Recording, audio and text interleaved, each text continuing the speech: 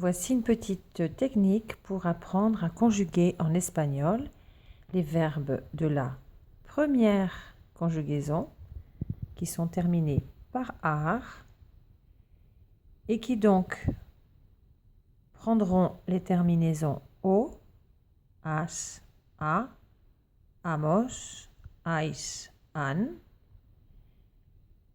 Les trois premières personnes du singulier étant ici, à gauche, trois personnes du pluriel à droite. Une fois que vous avez fait votre petite pyramide, vous allez l'appliquer à un verbe comme celui-ci, par exemple, qui est le verbe cantar, qui donc correspond au patron que vous avez préparé. Vous voyez, c'est bien cantar. Et en fonction de la personne que vous voulez utiliser, vous déplacez votre petite pyramide et vous avez canto. Vous imaginez le monter un peu plus. Cantas. Encore plus, sachant qu'une fois que vous avez compris, c'est simple, canta. On peut mettre au pluriel, bien sûr. Cantamos. Cantáis et cantan. Je pense que vous avez compris le principe. Ceci, donc, est la conjugaison des verbes en ar au présent de l'indicatif. Maintenant, on va compliquer les choses. On va appliquer une deuxième pyramide où on retrouve ici, vous voyez la première, représentant le présent de l'indicatif, c'est la même chose. Cette pyramide est plus grande avec une base différente ici, où j'ai mis le présent du subjonctif. Es, et, hemos, eis, en.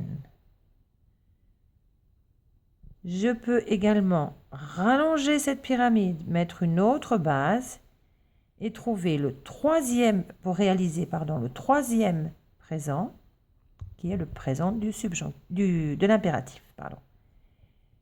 Première personne de l'impératif n'existe pas.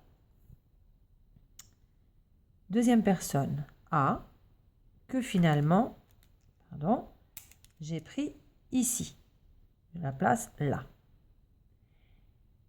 Troisième personne de l'impératif est, comme en dessus. Première personne du pluriel, hemos. Deuxième personne du pluriel, ad.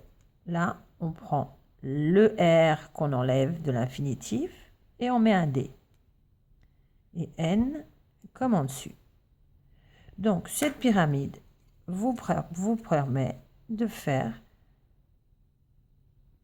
en déplaçant votre petite base, de faire tous les temps du présent, l'indicatif, le subjonctif et l'impératif.